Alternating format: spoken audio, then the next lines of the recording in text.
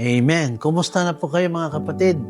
Ito na naman po ang inyong lingkod, Pastor Winsor Cabrera, bumabati sa inyo ng magandang araw sa ating ika-18 araw ng ating prayer and fasting.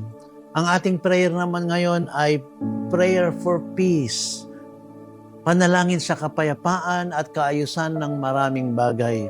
Sa ating buhay, maraming mga dumadaan sa kaguluhan, magulong pamumuhay, magulong pag-iisip, magulong decision making, minsan magulong pamilya. Pero mga kapatid, alam niyo ba na ang ating Panginoon, He is Jehovah Shalom. Siya ang Diyos ng kapayapaan at pwede tayong humingi sa Kanya ng kapayapaan.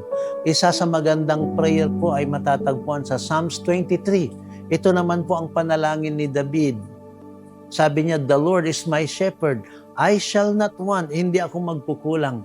Sabi nga niya doon "Do I walk through the valley of the shadow of death, I will fear no evil." At sinabi rin niya doon, pwede siyang kumain, no? "In the presence of my enemies, you prepared a banquet for me." Pwede pala tayong kumain, pwede tayong mag-enjoy. Kahit nandyan ang maraming kaaway, napapalagiran tayo ng mga problema, we can still enjoy the presence of the Lord kasi meron tayong peace in our heart.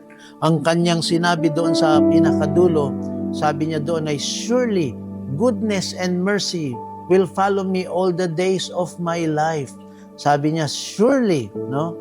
Ibig sabihin, kung tayo ay nananalangin sa ating Panginoon na siya ang Diyos ng kapayapaan, surely, tignan niyo po, panalangin ho natin patuloy yung mga kapatiran natin, mga apektado pa rin sa Mindanao, yung kaguluhan sa buong mundo, kaguluhan sa ating gobyerno, but God is the God of peace. He is our Jehovah Shalom. Kaya ang ating panalangin sa ating buhay, sa ating family, sa ating church, magkaroon ng kapayapaan ng Panginoon. Hallelujah! Sabi niya doon "Grace and mercy will follow me all the days of my life." The Lord bless you.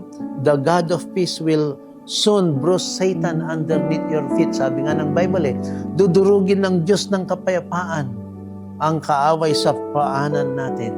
We have the peace of God. The Lord bless you. Amen and amen.